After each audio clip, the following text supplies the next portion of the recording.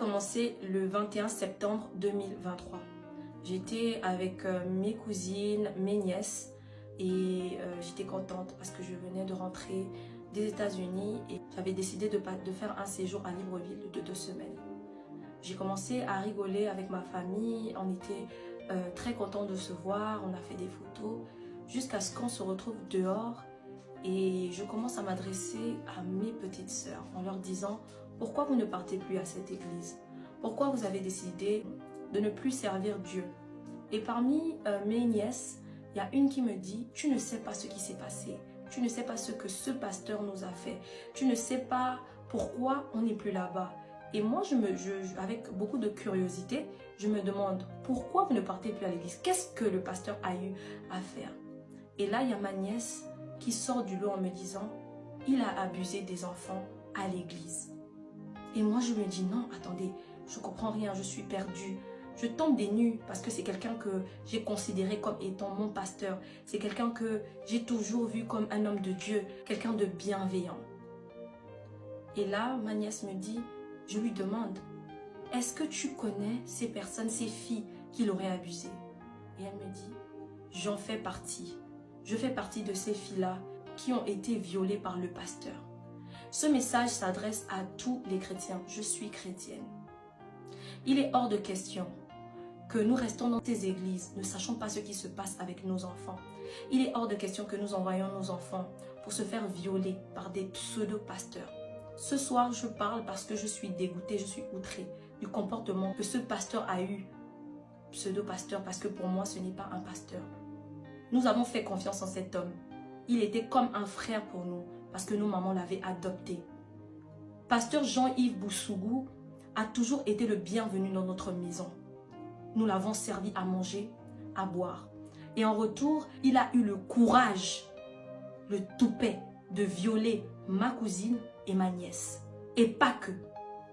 Il y a eu beaucoup de victimes. Et si une parmi ces victimes, vous me regardez ce soir, n'ayez pas peur, dénoncez. À l'heure actuelle où je suis en train de vous parler, le pasteur Jean-Yves est détenu à la PJ. Il a avoué les faits. Il ne savait pas qu'il était enregistré, mais il a avoué avoir violé ces filles-là. Il a même avoué avoir violé des petits garçons. Aujourd'hui, on parle d'un pasteur. Quelqu'un qui dirige toute une église. Quelqu'un qui est censé rapprocher les gens de Dieu. Il a tué la foi de certaines filles. Aujourd'hui, quand je vous parle, parmi les témoignages que j'ai eu à entendre, il y a une fille qui dit qu'elle ne sait plus comment elle va se rapprocher de Dieu. Elle a peur de parler à des pasteurs. Elle a peur de rentrer dans une église.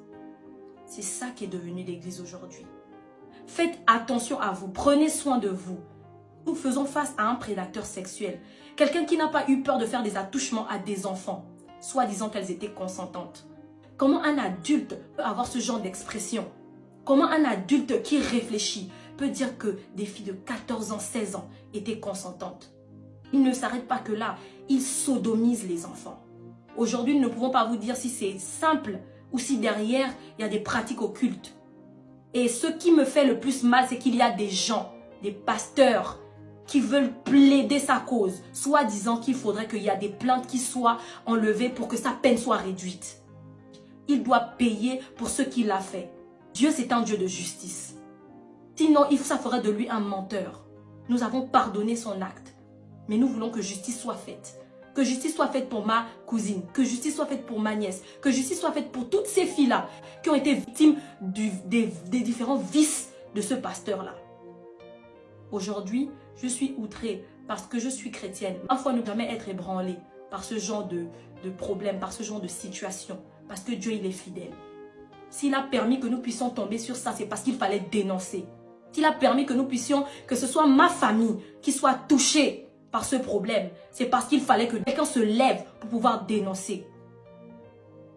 Jean-Yves Boussougou est un pédophile. Jean-Yves Boussougou n'est pas un vrai pasteur. Je le dis et je le répète. Lorsqu'on est un homme de Dieu, on sert Dieu. Lorsqu'on est un homme de Dieu, on ne sodomise pas les enfants de ses fidèles. Lorsqu'on est un homme de Dieu, on ne ment pas à ses fidèles. Lorsqu'on est un homme de Dieu, on ne calomnie pas ses fidèles. Justice pour toutes les victimes. Justice pour toutes ces personnes qui se sont faites molester, qui se sont faites violer par Jean-Yves Boussougou. Que ce message aille très loin. Je voudrais que vous puissiez partager au maximum. Il est hors de question que justice ne soit pas faite. Il est hors de question que nous puissions cacher dans l'église, cacher les atrocités que nos pasteurs font. Ils ne sont pas des dieux. Ils ne sont que des serviteurs de Dieu. Et quand il faut corriger, il faut corriger. Il ira en prison, il purgera sa peine et il n'y aura aucune plainte qui sera enlevée. S'il y a des victimes qui regardent cette vidéo, si tu es victime du pasteur révérend, entre guillemets, Jean-Yves Boussougou, et que tu as également été violé par cet homme, Dieu t'interpelle. Si tu veux envoyer un message, envoie un message. Les plaintes sont toujours ouvertes. Il ne fait que recevoir des plaintes. Parce qu'il l'a fait pendant toute sa vie. Et jusqu'à présent, il le fait toujours. Merci.